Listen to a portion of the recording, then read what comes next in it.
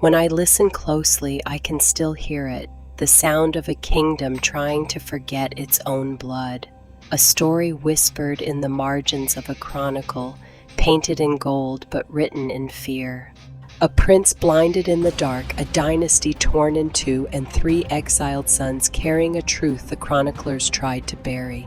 We drift now, unseen, through the halls where these choices were made, watching the moment Hungary's future was decided by a single act no one was meant to remember. Before the stone churches rose over the plains, before Latin prayers echoed through the valleys, before the crown of the West touched Hungarian brows, there was the old blood. We drift through the smoke of campfires where Taksony, prince of the Magyars, teaches his sons the laws of the steppe.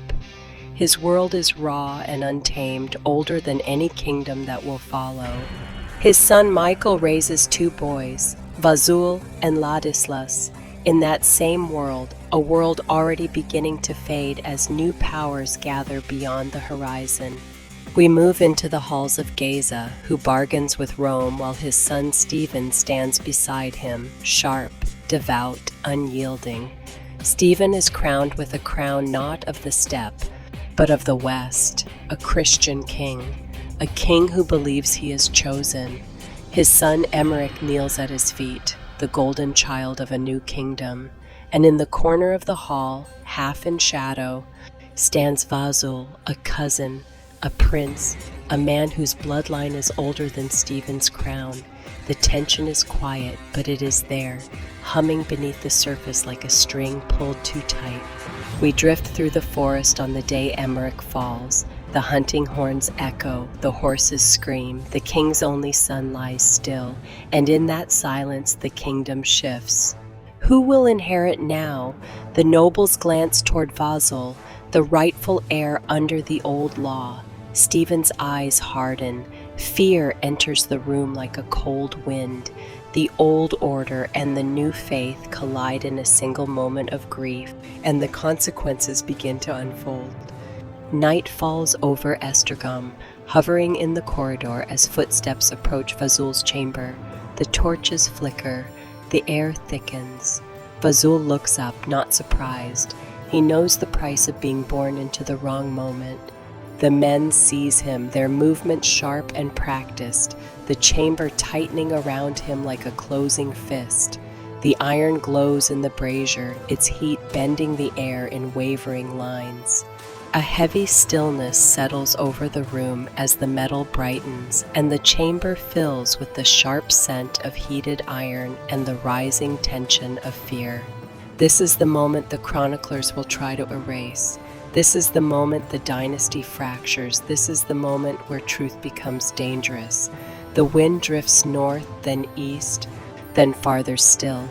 Levente, Andrew, and Bela flee through forests, across rivers, into foreign courts, Bohemia, Poland, Kievan Rus. They carry their father's blood and his wound with them. Levente clings to the old gods. Andrew bends but does not break. Bela watches, learns, waits. In the cold of exile, they swear an oath they will return. They will reclaim what was taken. They will restore their father's line. Hungary groans under foreign rule. Peter Orseolo sits on Stephen's throne, but the land rejects him like a splinter. The people rise, a storm of anger, fire, and memory. The brothers return. Levente leads the old faith. Andrew leads the people. Bela leads the future. Peter flees. The kingdom cracks open, and the sons of the blinded prince walk back into the halls where their father once stood. Hovering above the coronation of Andrew III, a quiet disbelief settled over the hall, heavy as unspoken truth. The crown that once rejected their blood now rests on his brow. The chroniclers sharpen their quills. They begin rewriting. They erase Vazul. They insert Ladislas the bald. They smooth the edges of the saint's story.